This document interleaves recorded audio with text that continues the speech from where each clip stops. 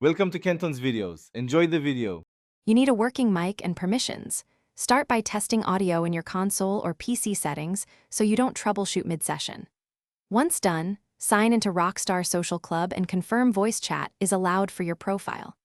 Then launch GTA Online and open the interaction menu. Navigate to voice chat and pick your channel, proximity, crew, or party, so you know how your voice will reach other players before joining a session. Now fine-tune how voice functions. Go to Settings, right arrow Audio, and set voice chat volume and microphone sensitivity to avoid clipping or being too quiet.